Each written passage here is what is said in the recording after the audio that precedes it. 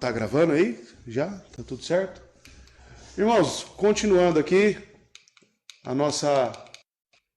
o quarto módulo, né, sobre os deveres dos membros da igreja. Tá? Aí a gente vai passando aí, vai acompanhando aí tem que passar de acordo com o que for passando aqui, tá? Senão o pessoal que está assistindo se perde também, não sabe nem o que está acontecendo.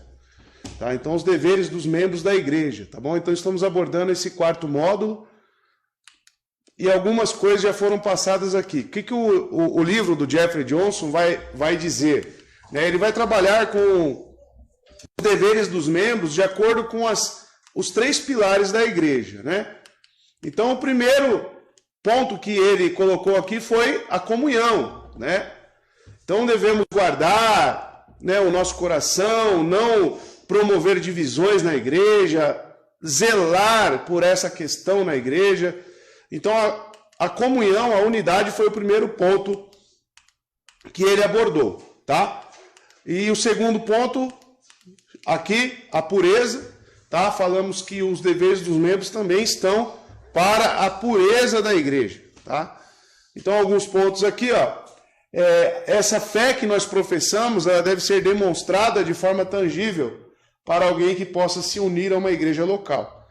Então, a igreja tem que constatar isso, inicialmente em nossas vidas, né, numa busca individual para com Cristo, e também deve buscar isso nas pessoas que queiram, porventura, ser membros da igreja local. E faltou apenas um ponto agora, né, que é os deveres dos membros quanto à verdade.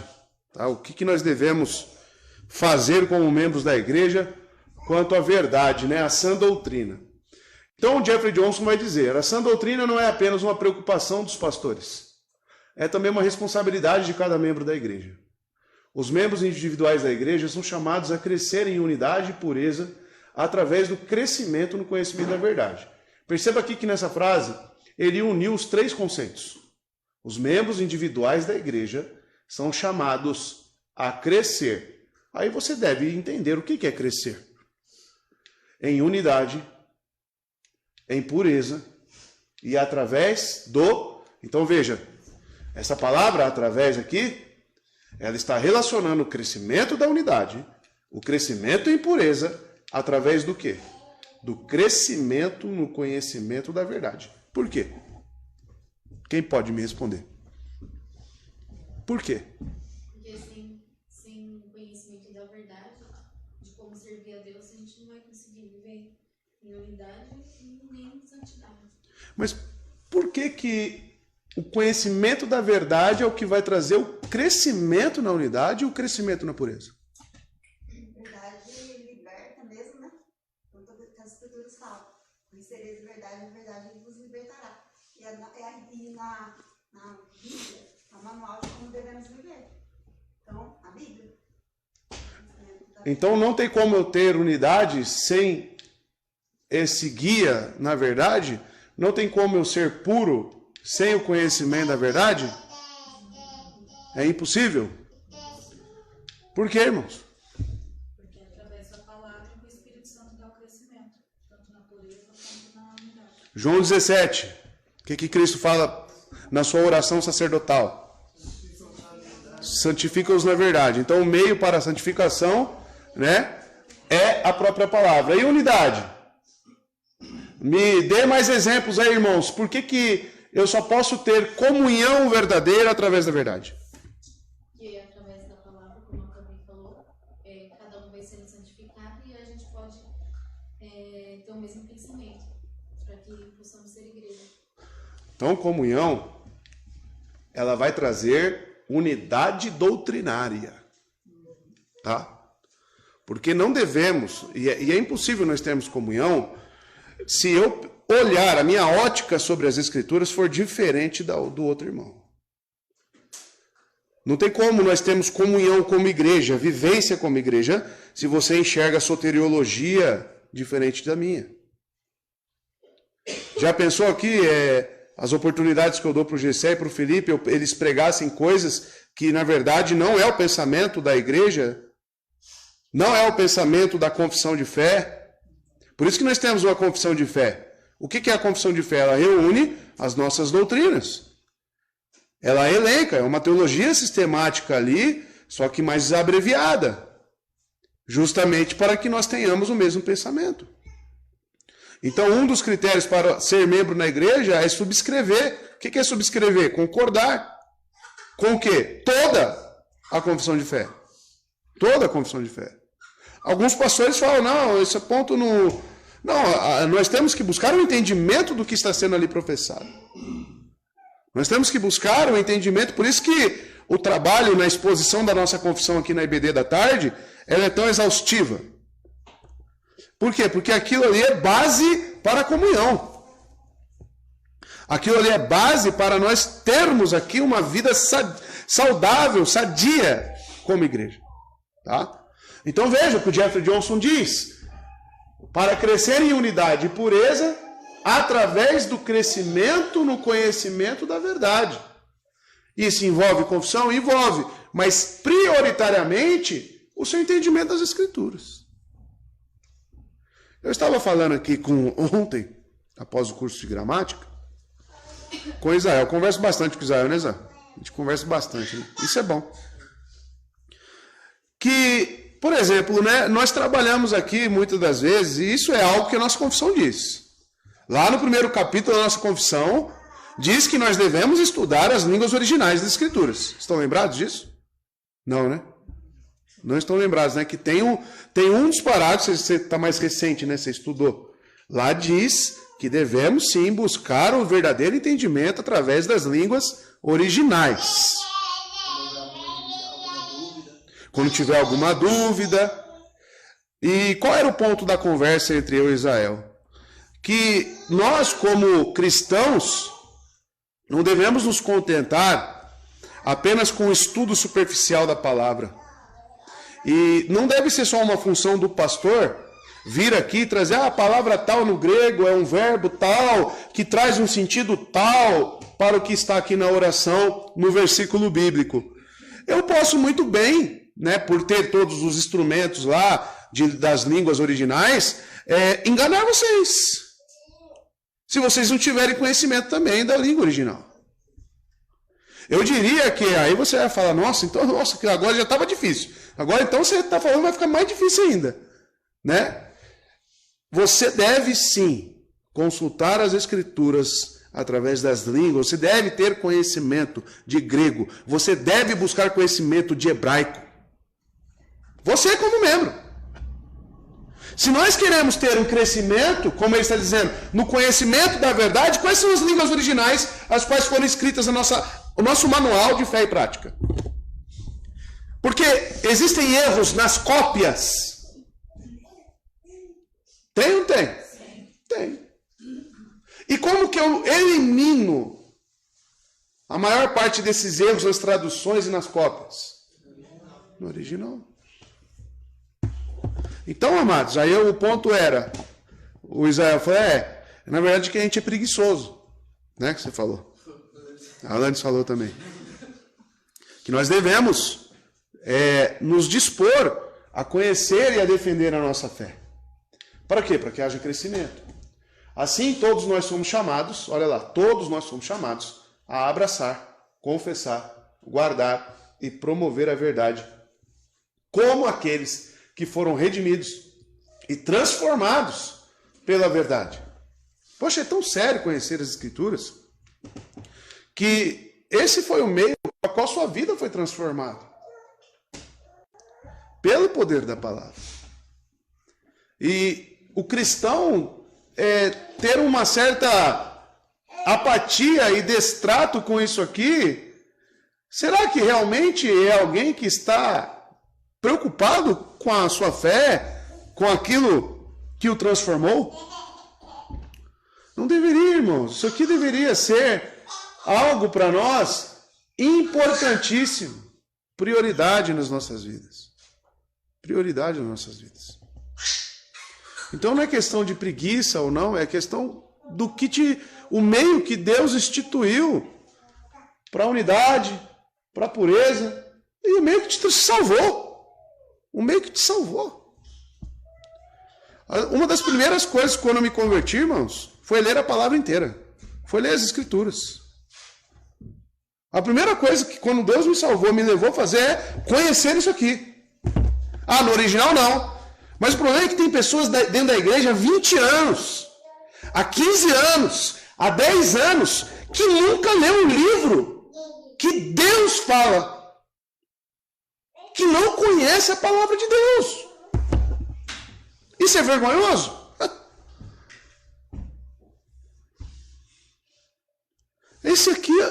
Aqui está as palavras de vida eterna. As palavras que transformam, as palavras que nos unem, as palavras que conduzem a nossa vida. E você não lê.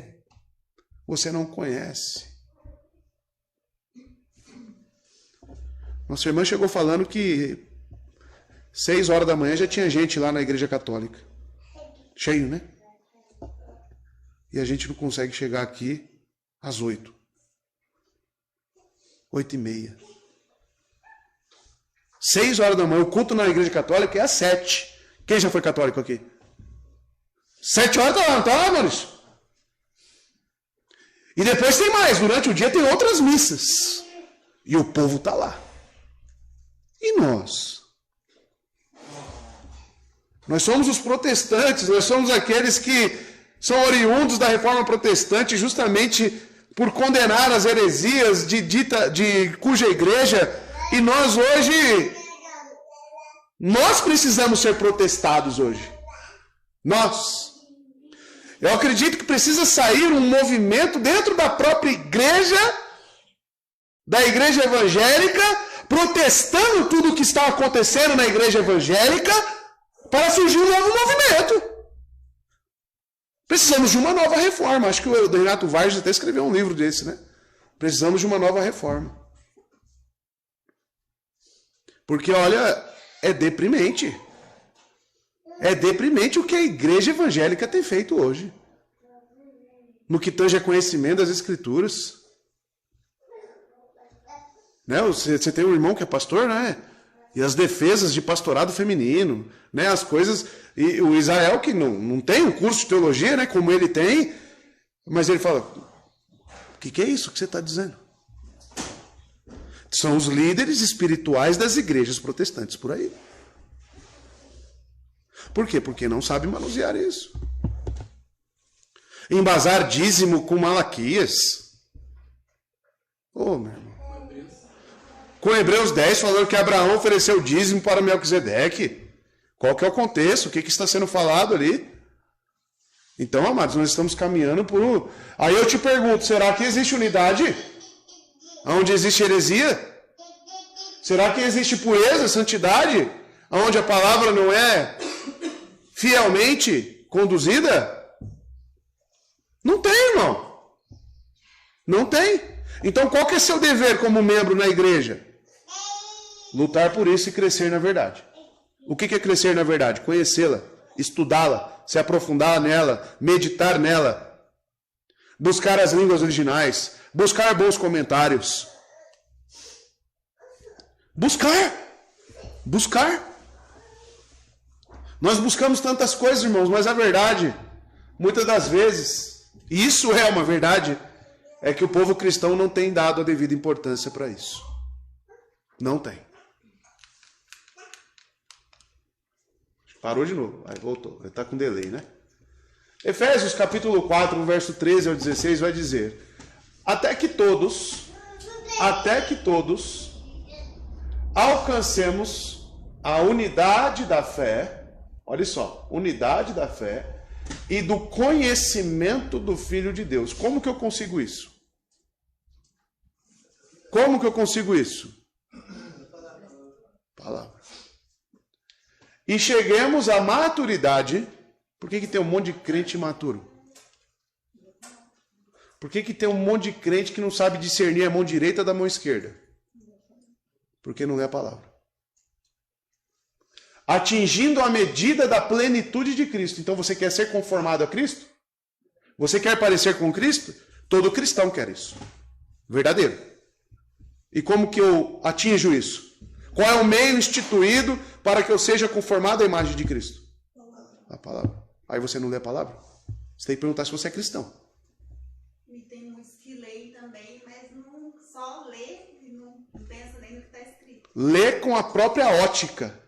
Lê com o próprio egoísmo e individualismo. Você já vem para a palavra para extrair aquilo que você quer. E não para se submeter ao que ela está querendo dizer. Ler e interpretar. Exatamente. Falando também com o Felipe, as línguas originais, né, o grego, por exemplo, a gramática grega, irmãos, ela amarra o sentido exato. Parece que é exatas, né? Parece que é matemática, né, Felipe?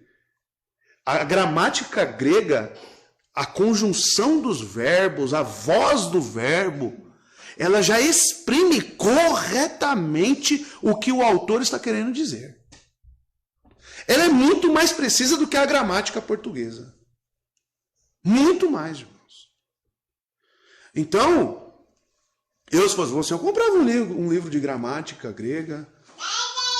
Eu buscava esse conhecimento. Tá? Para quê? Para que você tenha um entendimento correto. E isso é se sujeitar às escrituras. Porque você quer saber o que ela está dizendo realmente.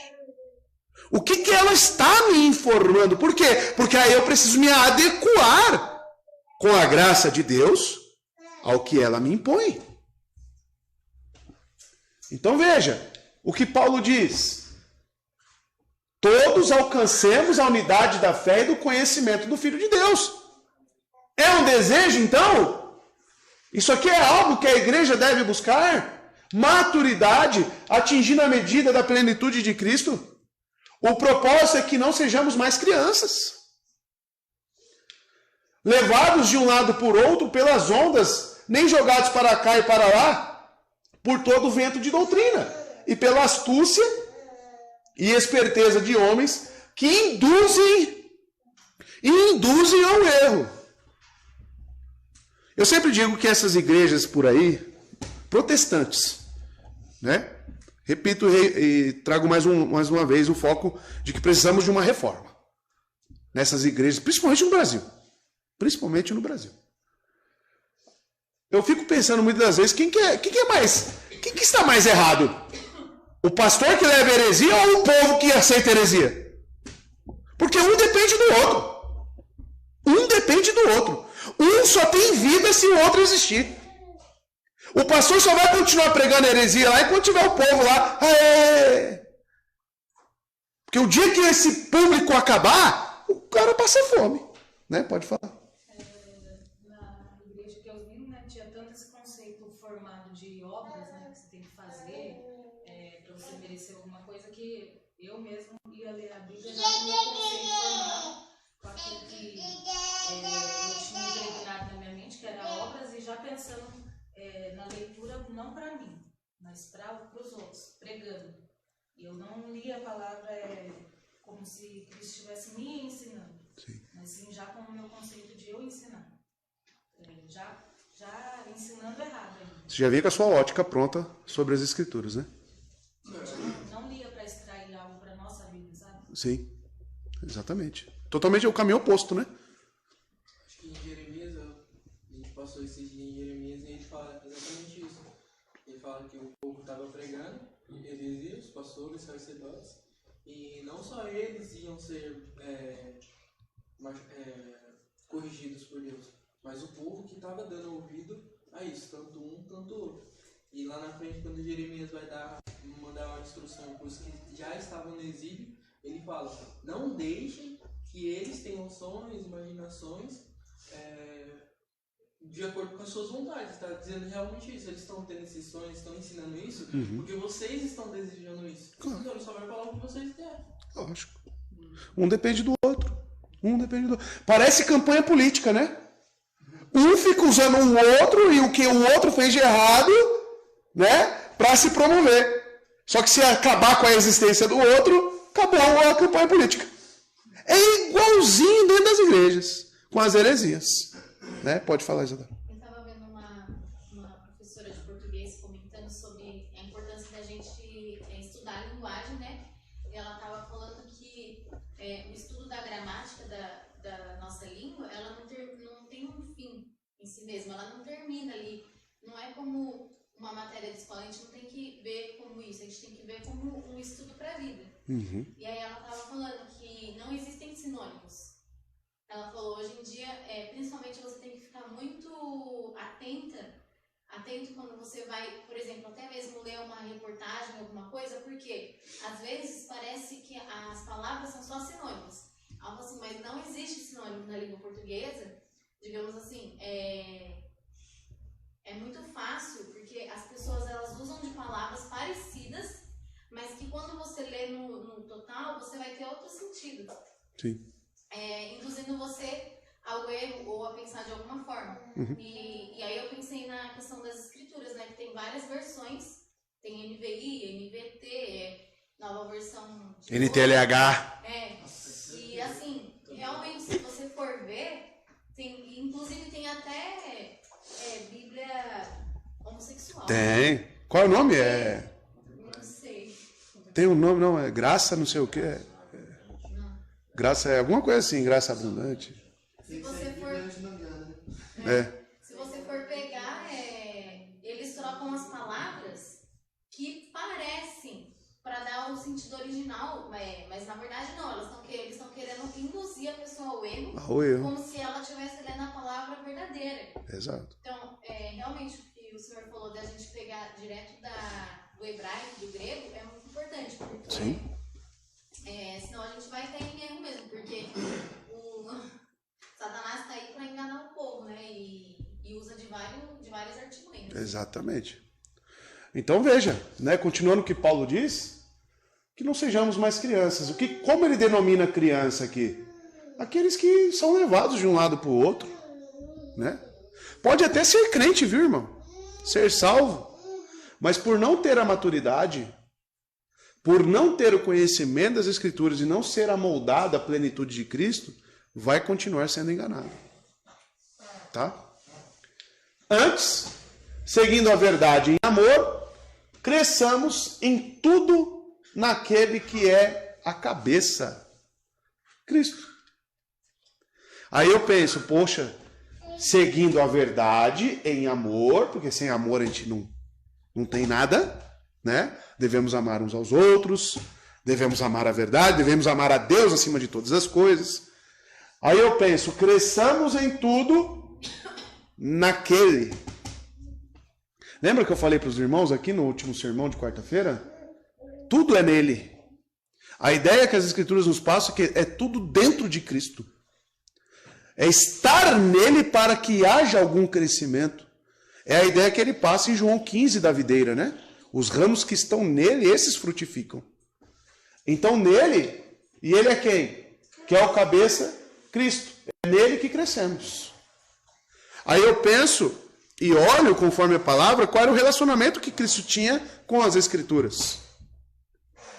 Quando criança, qual é o relato de Lucas? Quando ele se perde dos pais lá, quando eles vão até Jerusalém. Ele fica lá fazendo o quê? Debatendo com os fariseus. Quando criança. Então Cristo sempre teve como homem, o desejo intenso pelas Escrituras. E assim, e Lucas ainda fala, e assim ele crescia em sabedoria e em estatura. Cristo foi se desenvolvendo. Qual que é a ideia? Que Cristo, por ser Deus, ele já não tinha todo o conhecimento, irmãos. Ele foi crescendo, ele foi sendo conduzido pelo Espírito Santo, porque ele tinha limitações humanas no seu estado de humilhação. Falei com o Gessé também sobre um tempo atrás, né, sobre essa humilhação de Cristo. Por que pergunto para Cristo, qual é o dia da sua volta? E ele fala, só cabe ao Pai saber isso. Eu não sei. Ele fala que não sabe. Mas por quê? Porque realmente ele tinha limitações como homem. E para que isso? Para nos deixar um exemplo, irmãos. De que nós devemos sim crescer. Crescer é verbo? É verbo. Tá? Então cresçamos. Temos que nos desenvolver na fé. Por isso que a igreja traz curso de teologia, por isso que a igreja traz curso de gramática, para que você se desenvolva na fé. Aí o que deixa o pastor triste? Porque não é todos que querem. As pessoas não querem. Você fornece, irmão, se você chegar em mim, pastor, eu quero me desenvolver, eu quero buscar isso, você tenha certeza absoluta que eu vou te fornecer todas as ferramentas e eu vou te ajudar. A minha função aqui, a função da igreja, é fomentar esse crescimento, é encorajar esse crescimento, é incentivar esse crescimento. Mas parece que o povo não quer. Muitos ficam apáticos, vivendo de vir na igreja e dormir na igreja e ir embora. E não é essa, amados, a nossa função aqui. Porque temos que crescer nele, o cabeça, Cristo. E ele continua, dele todo o corpo ajustado e unido pelo auxílio de todas as juntas. Olha lá, auxílio de todas as juntas. Eu e você. Cresce e edifica-se a si mesmo em amor, na medida em que cada parte realiza a sua função. Uma das coisas, eu responderei por muitos pecados e atos meus, irmãos, para o meu Salvador, no dia do juízo, com certeza. Mas uma coisa eu estou tranquilo, de que o que eu pude fornecer para a igreja, de ajuda para crescimento espiritual, eu forneci. Tudo. Tudo. E se você analisar e tiver olhos e gratidão a Deus, e ver o que a igreja propõe, nós gastamos aqui, em médio, com aperfeiçoamento para os cristãos da igreja, seminário dá uns 2.000, mais ou menos, e mais o curso de gramática. 2.400 por mês. Somente para que nós, os membros da igreja, possamos ter crescimento. Crescimento. Ah, mas cada um paga a sua mensalidade. Às vezes não fecha a conta não, tá? A igreja que paga. Tá bom? Para que você estude. E se você chegar para a gente e falar, não tenho dinheiro, mas eu queria estudar e crescer. Você acha que a igreja vai negar para você? Com certeza não, porque já teve gente que estudou no seminário sem pagar. É querência. Mas parece que o povo não quer, né? Os membros devem confessar a verdade. Cada membro é obrigado, olha o que ele fala, né? Palavra forte, né? É obrigado a crer e confessar a verdade do Evangelho. Isso é inegociável. O Evangelho de Jesus Cristo consiste nas verdades essenciais que devem ser cridas para que alguém seja reconhecido e tratado como cristão. Por que nós pedimos da nossa irmãzinha que ela tenha convicção daquilo que ela professa? Porque ela precisa conhecer o Evangelho. Ela precisa crer no Evangelho. Isso é inegociável. Pode ser subjetivo esse confessar a verdade do Evangelho? A fé, em certos níveis, ela é subjetiva, né? Porque nós não conseguimos ver a fé. Mas a verdade do Evangelho é subjetivo? Não é subjetivo. Está aqui, ó. Um meio físico a qual Deus nos concedeu para buscá-lo e conhecê-lo. Então não é subjetivo. Então se eu perguntar para você o que é o Evangelho, você tem que saber responder. O que se trata essa doutrina? Porque o Evangelho é doutrina, irmão? É. Tem doutrina no Evangelho. Então você tem que saber explicar. Defender. Por que Deus enviou o seu Filho? O que é propiciação? O que é expiação? Para que serve a lei?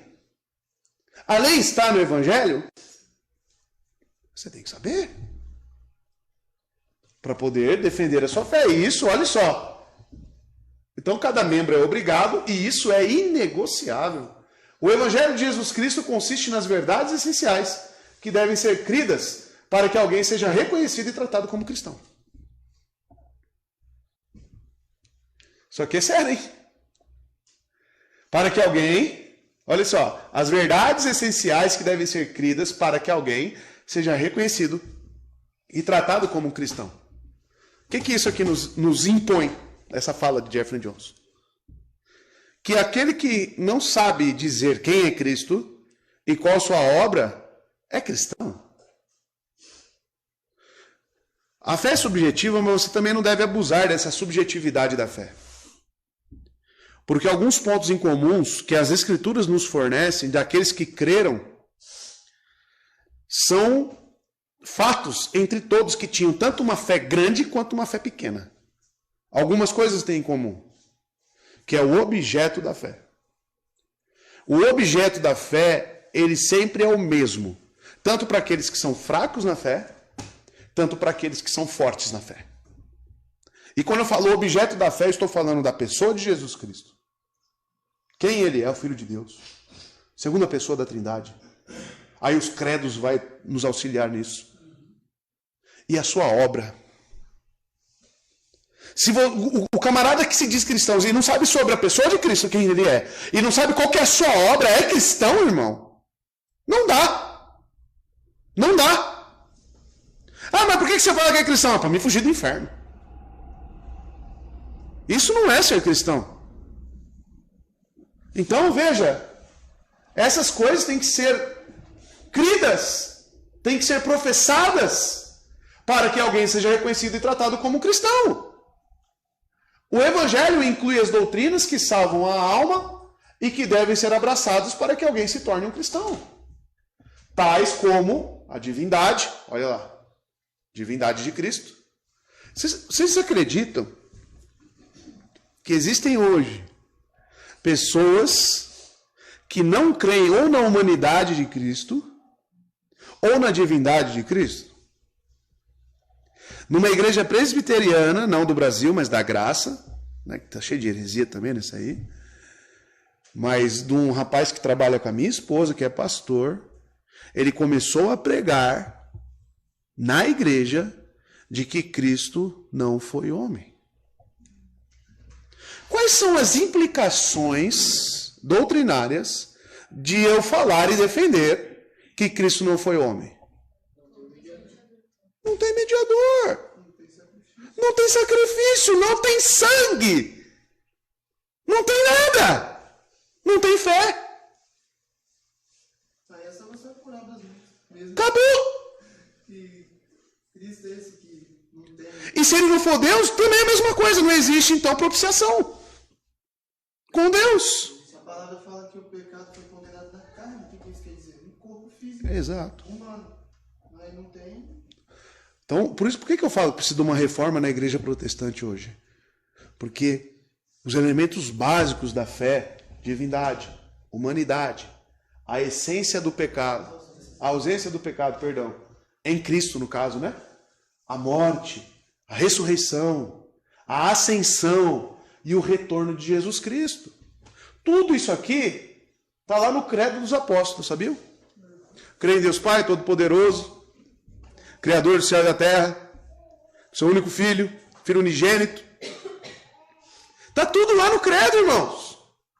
Ascendeu, creio na amada igreja, creio no Espírito Santo. Está tudo lá no credo dos apóstolos. E as pessoas não creem mais nisso.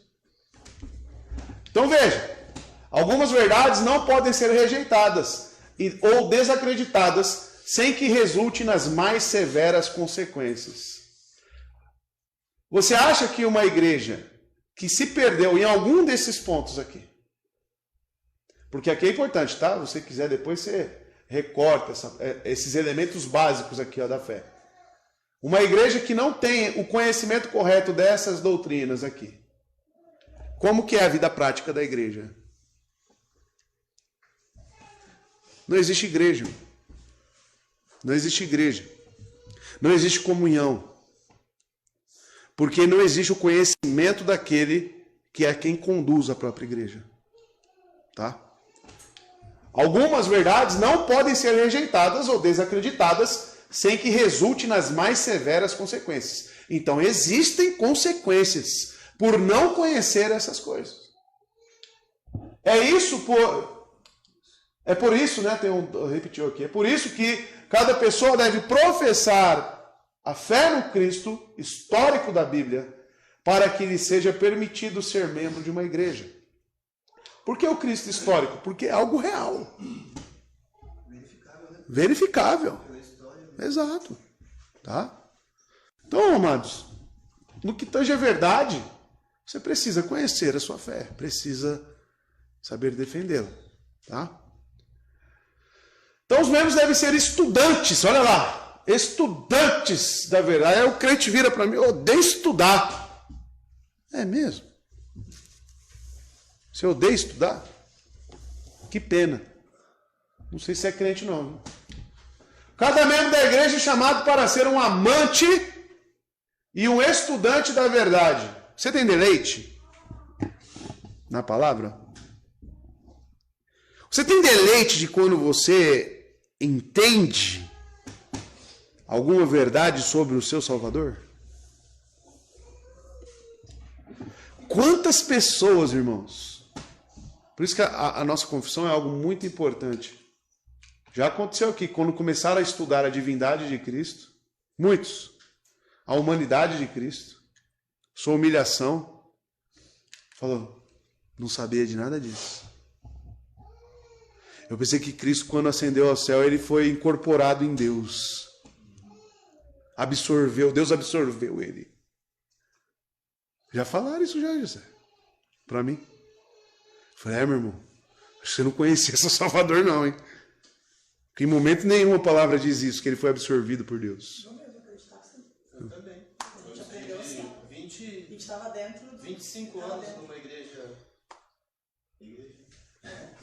25 anos, não sabia disso. Não sabia. Eu batizei eu tenho 22 anos que eu batizei. E eu aprendi assim.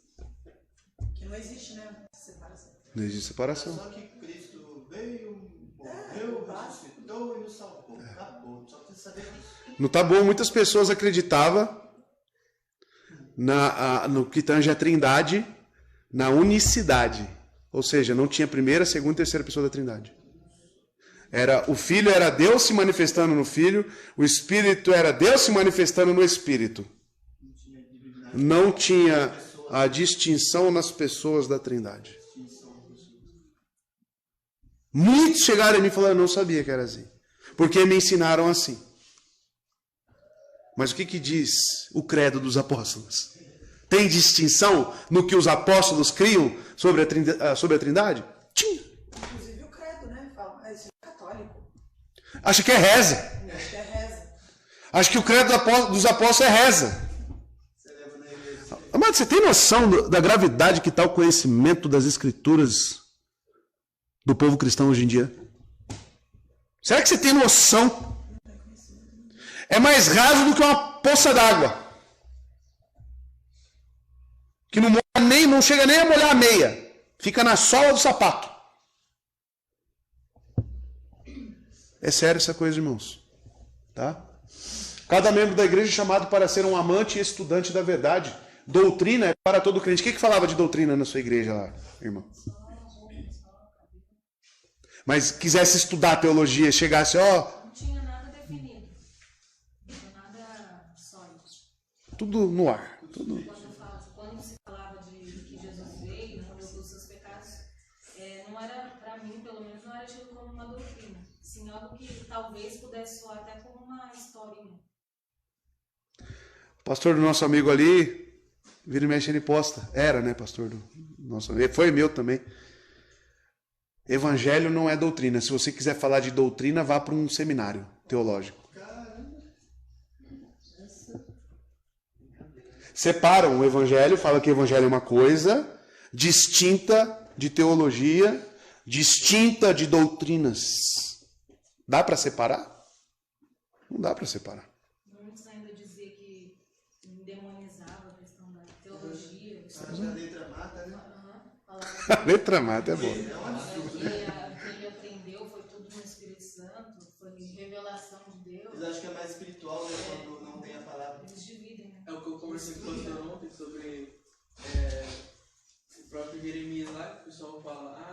olhando a mim e respondi e acrescentarei coisas que ocultas, né? Se eu ver o contexto, tá falando só de uma restauração que haveria no povo. Mas aí pega isso aí e fala, você não precisa de teologia, você não precisa estudar, isso vai te deixar louco. Você precisa do Espírito Santo te revelar tudo. E normalmente as revelações vêm em sonho, eu pensei, aconteceu alguma coisa, nunca pela palavra. Por isso que eu falo que não tinha doutrina. Tipo assim, não tinha nada que norteava. A doutrina era do... A doutrina era só questão de roupa, de cabelo, essas coisas. Regras. Amante e estudante da verdade. Doutrina é para todo crente. Isso acontece porque todo crente vive pela fé. E a nossa fé está onde? Na verdade. Romanos 1,17. E a fé é pelo ouvir. Olha só, a fé... Olha como que eu tenho fé. E muitos esquecem disso. A fé é pelo ouvir. Ouvir o quê? E o ouvir pela palavra de Deus. Acabou. Sonho? Eu tenho fé pelo sonho. Eu tenho fé porque eu senti. Eu tenho fé... Não. Por isso que quando nós perguntamos aqui para aqueles que querem ser membros ou se batizar, como que foi a sua experiência de conversão? A experiência de conversão tem que ser por isso aqui. Nós só aceitamos isso. Você tem que me provar de que a sua conversão ocorreu por um chamado das Escrituras. Ou Deus te conduziu de alguma forma para as Escrituras. É isso. Senão não existe conversão. Como é que você conversou? Um dia que eu estava lá no monte, vi a pedra brilhando, aí eu vi que Deus existe, aí eu me converti. Fala, não, você precisa se converter realmente. Pedra brilhante não converte ninguém, não. E quantas conversões você já viu? As pessoas defendendo a sua conversão dessa forma. Eu fui na igreja lá e estava tocando lá, raridade. Aí eu tive um encontro com Jesus, falando que você é como espelho, né? Você é a imagem do Senhor, você é mais precioso que o ouro puro de Ofir. É isso que você se converteu com isso? Palavra, irmãos. Romanos 10:17. Os crentes não somente são justificados pela fé, e a fé vem pelo ouvir a palavra de Deus. Eles são santificados pela fé. Atos 26:18. E a fé vem... Olha o primeiro versículo que ele deu, hein? A fé vem pela palavra. Sem fé é impossível agradar a Deus. Palavra de Deus. E para que nossa fé cresça, nosso conhecimento da verdade deve crescer. Dessa maneira, cada membro da igreja é chamado a ser um estudante da palavra. Tudo é pela fé. E a fé vem da onde? Acabou. Acabou. Eu não sou estudante da palavra. Você tem fé? A fé na palavra. A fé é nos fatos narrados do que Deus nos revelou. A fé é nisso. Nas promessas contidas em Cristo. Nos feitos e obras de Cristo do Evangelho. Isso é fé. É convicção de que isso é verdade e de que eu vivo para isso. Ponto final. Isso é ser cristão. Os membros devem ser transmissores da verdade. Além de estudar a palavra de Deus, somos chamados a transmitir a sua palavra. Isso inclui não só evangelizar os perdidos, mas também a comunhão com os santos. A conversa espiritual entre os santos é vital para a saúde espiritual da igreja. Como o ferro afia o ferro, os santos afiam uns aos outros, exortando e encorajando uns aos outros na verdade. Provérbios 27:17. Por que as nossas conversações têm que ser salmos, cânticos espirituais? Porque tem que ser bíblico. A nossa conversa tem que ser voltada para as Escrituras. E é isso, por quê? Porque um crente, como é que se afia a faca? Muito boa a ilustração dele ali. Se afia com outro ferro. Já viu o açougueiro lá com aquele... Fica só, né? É um ferro, é uma lima lá, como se fosse uma lima. Não sei o nome certo daquilo, mas é um ferro afiando outro ferro. Assim é os crentes. Nós se reunimos para falar da palavra de Deus. Nós estamos juntos por causa da palavra de Deus. A palavra de Deus é o que nos une. É o que move nossas vidas. Aí você exorta, você é exortado e assim você cresce. Com a palavra de Deus. Devemos nos dirigir uns aos outros. Olha lá, em salmos, hinos e cânticos espirituais, cantando e salmodiando ao Senhor em nosso coração. Efésios 5,19. E devemos consolar uns aos outros, 1 Tessalonicenses 4,18, exortar uns aos outros, Hebreus 3,13, admoestar, Romanos 15,14, e edificar uns aos outros. Exortar e admoestar são de palavras diferentes, tá? Digamos que admoestar é um pouco mais sério, tá? Como os pais têm que fazer com os filhos lá em Efésios, né? Capítulo 6. Muito do trabalho do ministério vem dos membros individuais, falando e cuidando uns dos outros. Amados, igreja bíblica. Vamos lá. Isso é por minha conta, tá? Que eu vou dizer. Eu diria que o trabalho pastoral é 10%. Os outros 90% é o corpo. É o corpo. Então, ser uma igreja bíblica não necessariamente só depende do púlpito. É uma parte importante? É. Mas a grande massa de resultados da igreja, resultados espirituais, provém dos membros. Eu sou membro também. Você é membro. O que é engraçado, né? Que como nas igrejas, igual eu já ouvi falar várias vezes, não, deixa ele, não fala nada não. Como que você não exorta, né? Como que existe a verdade? Então não tem como prevalecer a verdade. Você vive uma falsidade, uma mentira. Porque aí quando você vai falar, não, eu vou conversar com aquele irmão, não julga ele não. Não fala com ele. Não fala com deixa ele, ele. Deixa ele.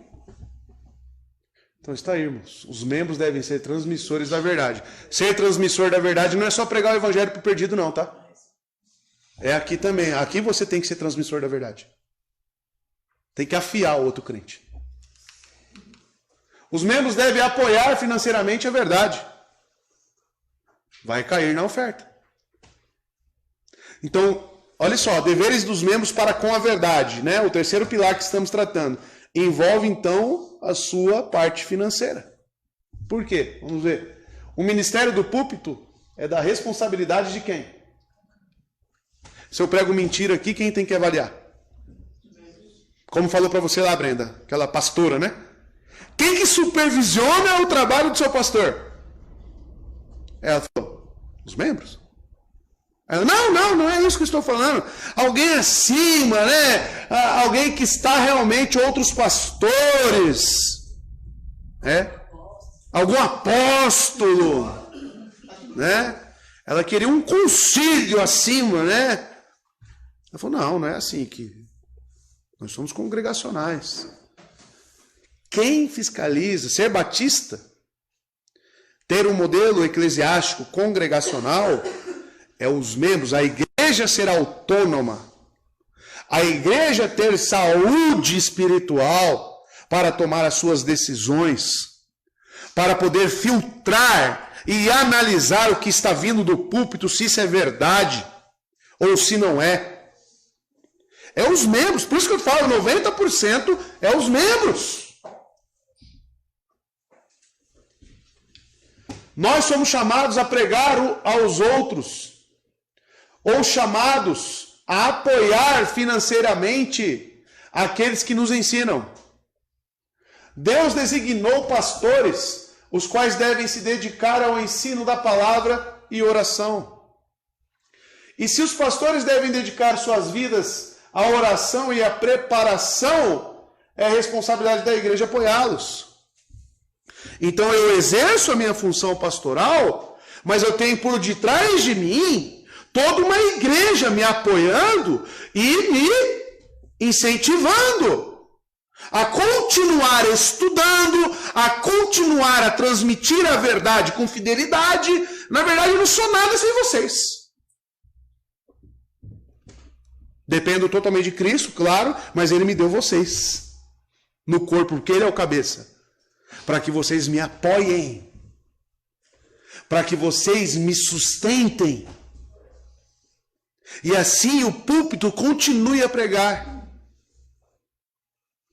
Então, quando eu falo que você tem responsabilidade, se você me vê abatido, irmão, desfalecendo, desanimando, você deve ser o primeiro.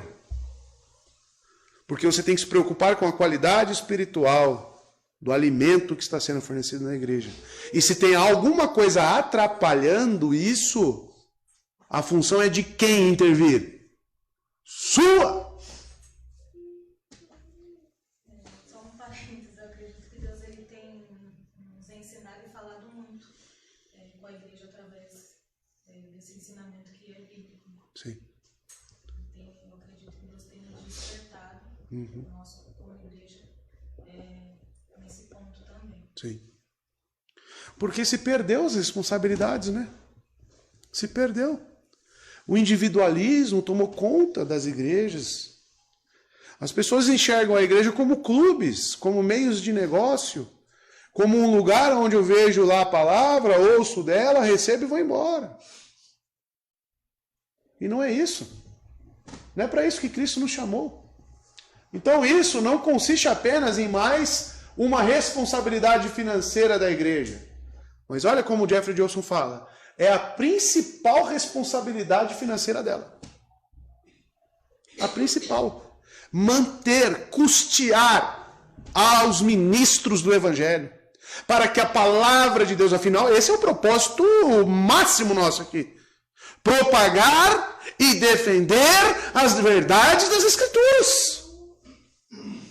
Se nós perdermos essa essência, se nós nos reunirmos aqui para falar de mentira ou não conseguir falar da verdade, perdeu o propósito. Perdeu o propósito. Perdeu a essência. O nosso foco principal, amados, é a palavra. E vocês viram que ele colocou o crescimento na unidade e na pureza, totalmente atrelado a essa defesa. A defesa da palavra. Tá? Então é a principal responsabilidade financeira nossa. Por que gastamos com seminário? Porque, querendo ou não, ali está sendo ensinado teologia. Gramática. Por que temos aqui gramática? Porque ela nos auxilia, nos dá ferramentas para compreender melhor as Escrituras. E se tiver que gastar mais com curso de grego, com curso de hebraico aqui na igreja, que tenha. Que tenha que gastar. Que pague um professor. Porque é para isso que estamos aqui. É para isso que nós estamos aqui. Para sermos detentores da verdade. Tá? Atos 6,4, pastores, olha lá. E nos dedicaremos à oração e ao ministério da palavra. Gálatas 6,6, o que está sendo instruído na palavra, partilhe todas as coisas boas com quem o instrui. Então, quem está sendo instruído, partilhe todas as coisas com quem o... Você dá valor para quem está te instruindo? Para o que Deus está te dando? É que é chato falar disso, né? Porque eu sou quem envolve aqui. Mas um dos ministérios mais ingratos, irmãos, para com os homens, é o ministério pastoral. É o ministério pastoral. O ministério pastoral é o ministério onde ele tem que aprender a se contentar com a solidão, tem que se acostumar com a solidão, tem que, muitas das vezes, desabafar consigo mesmo. Se tem um churrasco, alguma coisa, chamam todo mundo, mas não chamam o pastor. Isso eu falo não só em meu nome, mas em nome de todos os pastores. Esses dias eu estive aconselhando um pastor. Aconselhando, que ele chegou e falou, estou muito desanimado, pastor. Eu me sinto inútil. Eu falei, fique em paz, meu irmão. Que eu também sinto a mesma coisa. E nós começamos a falar e conversar. E o quanto isso faz falta. Porque um pastor, ele ganha rótulos. Ah, esse cara só quer me cobrar, esse cara só quer me exortar. Não, o pastor quer o seu bem. O pastor quer que você cresça espiritualmente. Se não fosse para esse meu propósito, eu nem estaria aqui. Eu nem estaria aqui. Então, uma das coisas que os crentes precisam aprender é valorizar os seus pastores. E não só aqui, mas em qualquer lugar. Valorizar. Ajudá-lo. Apoiá-lo. Porque o que ele está fazendo é algo divino. E se tem alguém que é tentado, e que é desmotivado, que é peneirado por Satanás, é os pastores. Tá? É os pastores. 1 Coríntios capítulo 9, versos 13 e 14. Vocês não sabem que aqueles que trabalham no templo alimentam-se das coisas do templo? E que os que servem diante do altar participam do que é oferecido no altar? Claro que ele está fazendo aqui pegando como exemplo aquilo que aconteceu tudo lá nas pré-figurações do Antigo Testamento. Da mesma forma, o Senhor ordenou aqueles que pregam o Evangelho que vivam do Evangelho. Da mesma forma. Então aquilo que era pré-figuração apontava para algo que em essência permaneceria. Entenderam? Não amordace o boi, já viu essa expressão na Bíblia?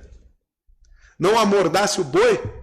Por que está querendo dizer? Que quem prega, quem vive do Evangelho, né? Quem prega o Evangelho, que viva do Evangelho. Então, amados, acredito que temos que aprender muito o que é ser igreja e nossas responsabilidades. Conclusão, para encerrar aqui, que já passou. Na verdade está no tempo, né? O tempo que a gente perdeu no início. É óbvio, portanto, que a membresia da igreja deve ser levada a sério. A igreja não é um cinema. A igreja não é um cinema. O nosso amigo convidou uma vez um camarada para vir aqui. Aí ele veio, assistiu o culto, participou de tudo, né? Até da IBD ele participou, foi embora. Depois falou: e aí, gostou? Como é que foi lá? Aí ele falou: seu pastor não fez eu rir muito, não. Ele veio para rir. Acho que estava acostumado a ver Cláudio Duarte. Entendeu? Aí não gostou, correto? Não gostou. Porque não veio dar risada. Por quê? Ele vê como um cinema. Stand-up agora? É stand-up. Onde podemos entrar e sair ao nosso bel prazer. Sem qualquer compromisso. Outro dia eu nem sabia. Depois minha esposa veio dizer, veio um visitante ali. Aí ela perguntou, você é de qual igreja? Eu sou desigrejado. O que eu falei na hora da mensagem? Desigrejado. Justamente desigrejado. Ele levantou e foi embora. Nunca mais voltou. Nunca mais voltou. Parece uma coisa, né, irmão? Ao contrário do cinema, a igreja é um lugar sagrado de responsabilidade e prestação de contas. Poderíamos encarar todas essas responsabilidades como um fardo, mas isso seria inútil. Além de uma concepção errada. Ao invés disso, devemos encarar essas responsabilidades como privilégios.